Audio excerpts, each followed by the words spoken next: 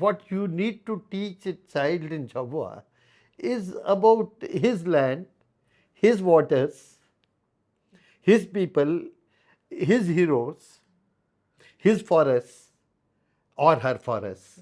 And then you begin with that and then start relating it to how his forest relates to the Indian forest and to the world forest. You don't have to start the other way because that leads really nowhere.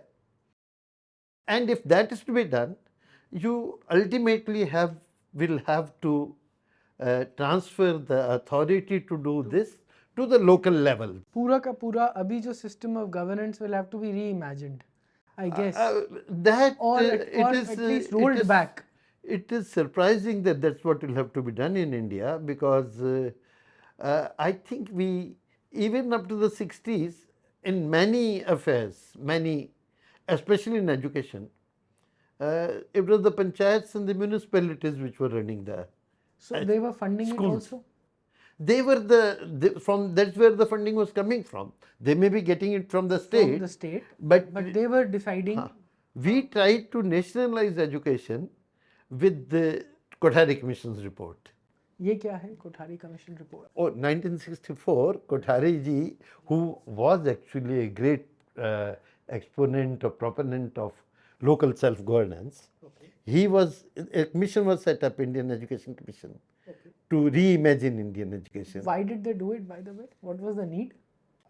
Earlier I thought that they wanted to do something, but I've read his report.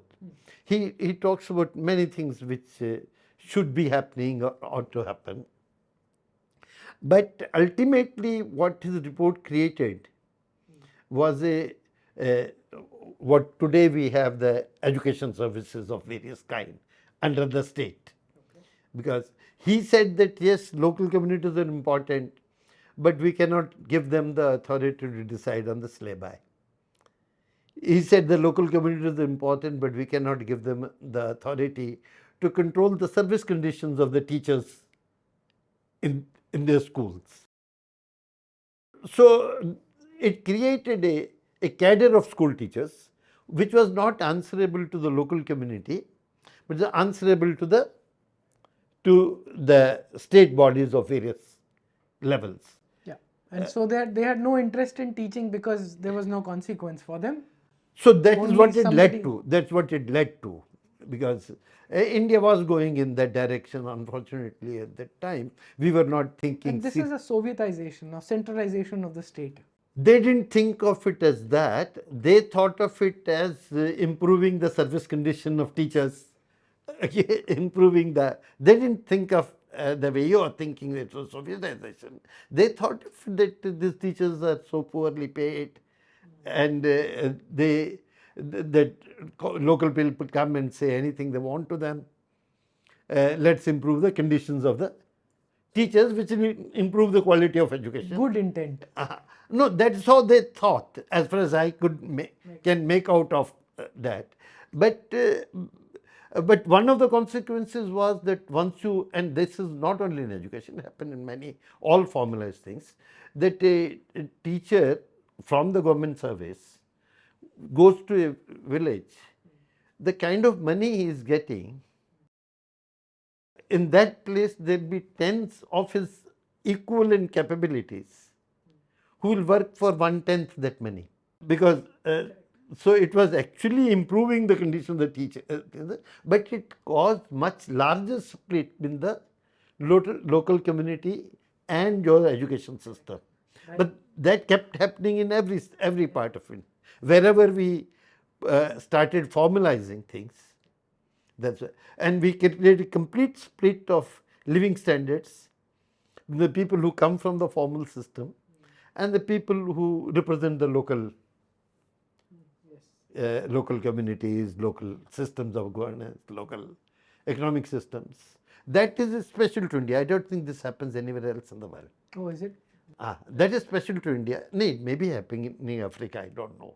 But in the developed parts of the world, I don't think that's the standardization of society. यहाँ जातियों की आप बात कर रहे हैं. You're talking about basically the needs of No, what jatis? I'm saying the economic split between people who represent the government and people who are outside the government, who are not in the formal corporate sector or formal government sector, the economic difference between the two is not that large as it happens to be in India. That's a special problem of India, that the salary structure and the remuneration structure in the both in the government formal sector and in the corporate formal sector is order of magnitude higher than what is generally available Around the world.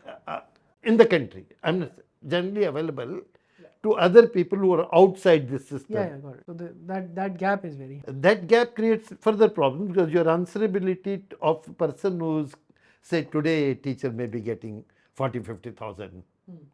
I don't grudge him that. But when he goes to a village where most households will be far below that level, Ji. how will he be able to be under any control of the local communities, of the local people? I don't understand the connection. If he's getting 40, 50,000, And every one of his students yes, coming from be from a far family will be maybe 10 times lower. yes, correct. That is correct. Yes. So you are represent a different world. League. So there's really you're in a different league. There's no communication. No empathy, no communication, no context of that child. So that is the kind of problems we are having. It is not the problem of having a government or not having a government. The same will happen when you have a corporate school there.